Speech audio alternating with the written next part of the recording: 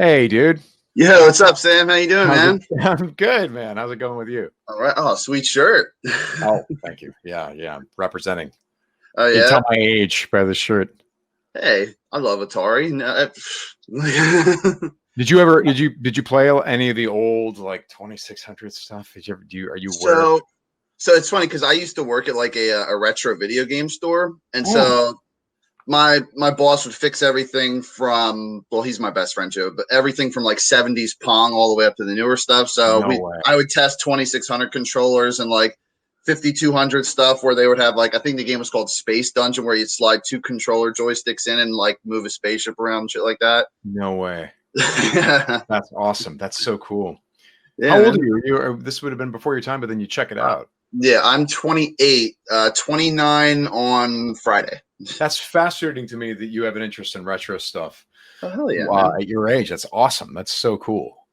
Yeah, well, I think the whole thing with me is I'm a lot of the newer games, even though I love them, you have to wait for like an hour for them to install, Right. copy, and all this other Right. stuff. So Yeah. Whereas like Atari, just pop in a cartridge and then you're playing adventure. yeah, Yeah, basically.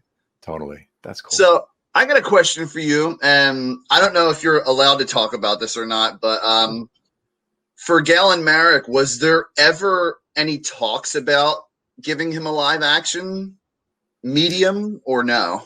I don't that I recall, I don't think we ever talked about that.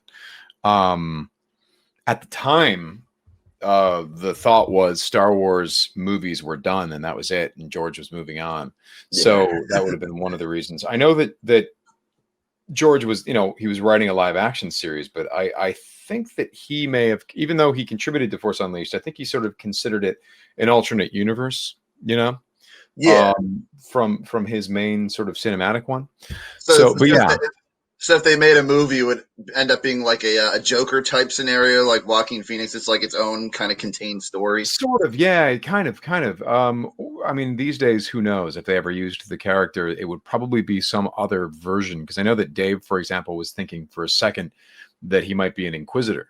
But then they moved away Okay. from that idea. But I remember him saying, he's like, yeah, we were really actually talking about Starkiller being an Inquisitor, because that's what he does is in fact the Inquisitor thing. So, we were seeing if we could explore it. Yeah, I guess.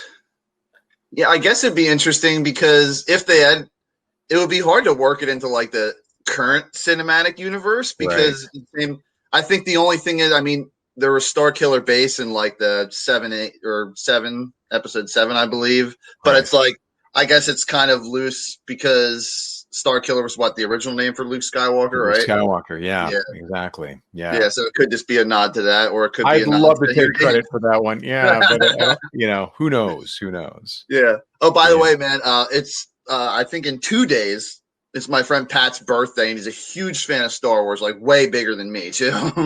Yeah. Yeah. Right on. That's cool. Are you guys doing like a socially distant birthday thing online and stuff like that? I think we're just exchanging gifts for like 3 minutes and then saying our goodbyes and stuff. He lives right around the corner, and I talk to him Oh, all the that's cool. time. But Right yeah, on. he's read the comics. He's watched the Clone Wars and Rebels, which I still have yet to do myself. But Oh, really? Yeah, dude. It's if you start Rebels, or if you start Clone Wars, you got to be patient with it, because yeah, it's George made season one. He's like, this is a show for 8-year-olds, but because it's George Lucas and he thinks outside the box, he's like, well, yeah, but if we're making a show for 8-year-olds, that means season 2 is for 9-year-olds. That yeah, means season 3 is for 10, season 4 and 5, it's really for 12-year-olds. And that's really who I made The Empire Strikes Back for.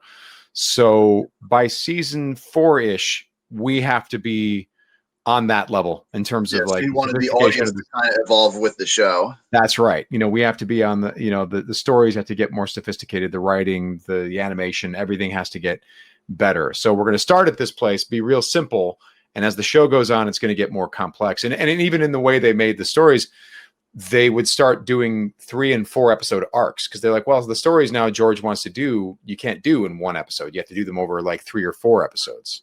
So Okay. suddenly you Yeah. get these self-contained Star Wars movies, like these 4 episodes will be about the villains, and these 4 episodes will be about these Jedi you never even heard of, and these 4 episodes will be about the clones, and then these 4 will be about Anakin and Obi-Wan and That's really Ahsoka. cool. Yeah. Yeah, so you basically just get a whole bunch of Star Wars movies you never knew you wanted. I'm looking forward to it now that there's not going to be TV for probably the second half of 2020 because everything's come to a halt. So, totally. Another question: when you did Smallville, was there any specific location you filmed that stood out to you that you'll like always remember? I remember that the studio for Smallville had a train track that virtually went over the backlot city set. Oh And my because gosh. and the city sets were all next to the interior soundstage set, so you would be doing some intense scene, like, I don't know, Clark, we gotta, and then they'd be like, hold for train, so wait for the train, and then you'd continue the scene. It was maddening that we had to pause so often to because the train was going over. It's very That's fun. so cool. Yeah, I can imagine how this like epic this is. I mean, I've seen some of the behind the scenes stuff, and I drove past one of the back lots when I was up in Vancouver, but I mean, obviously it's changed since then. But Changed a lot since then. Yeah, I've been by yeah, there. It's like not even the same thing. yeah. Yeah. And also one last thing, I just wanted to say is you're my favorite villain on Supergirl. Agent of Liberty was awesome, and it felt so relevant to like everything in the world going on today. That whole Yeah. entire season, I was just like, damn, this is heavy. Well, that's the thing with that. It was definitely an uncomfortable character to play because it was so relevant. You know what I mean? But I thought they wrote him fantastically. Like he was kind of infuriating. You're like, oh, come on, man, stop. Yeah, it's like I could see where he was coming from in the beginning, but then he just takes it way past the point of too normalcy. far. Yeah. Yeah. So, anyway, Sam, thank you for talking to me. I appreciate it, dude. Thanks so much, man. I really appreciate that you dialed in, dude. Please stay safe and tell your friend happy birthday from me if you could. I will. Stay safe, Sam. Be healthy. All right, see you.